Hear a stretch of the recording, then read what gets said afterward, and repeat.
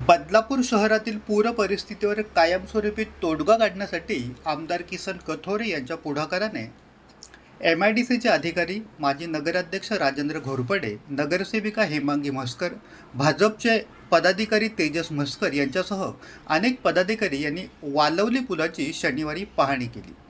नदीचे पाणी किंवा नाल्याचे पाण्याची पातळी वाढल्यामुळे नैसर्गिक प्रवाहाच्या विरुद्ध दिशेने मागे पाणी येऊन सखल भागात घुसते, यालाच बॅकवॉटर परिस्थिती असेही म्हणतात। मात्र वालिवली पुलाची लांबी आणि रुंदी वाढवल्यास बदलापुरातील सखल भागात पाणी येणार नाही, परिणामी शहरातील पूर परिस्थिती रोखणे शक्य होणार असल्याची माहिती माजी नगराध्यक्ष राजेंद्र घोरपडे यांनी दिली।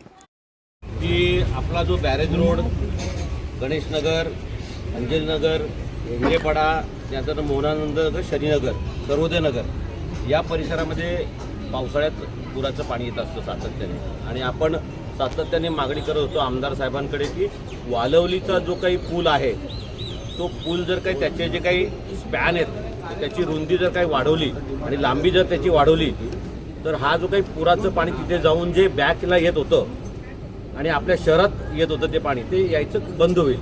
तर त्या आग्रह खासदार आमदार साहेबांनी आज MIDCचे जे ब्रिज बनवणारे जे कॉन्ट्रॅक्टर, जे अधिकारी आहेत त्यांना आज बोलवलं।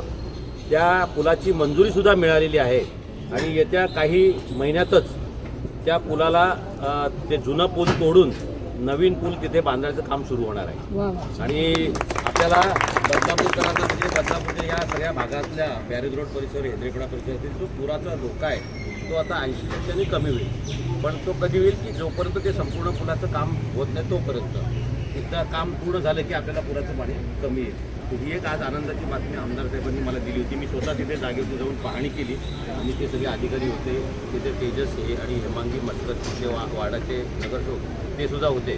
आणि आपल्याला ही आज अण्णांच्या वाढदिवसानिमित्त मिळालेली आहे, त्याबद्दल आमदार साहेबांचं आपण मनापासून आभार। अल्पावधीतच लोकप्रिय झालेला भारताचा बुलंद आवाज आपला Bharat channel subscribe, share, like आणि कमेंट्स करायला विसरू नका।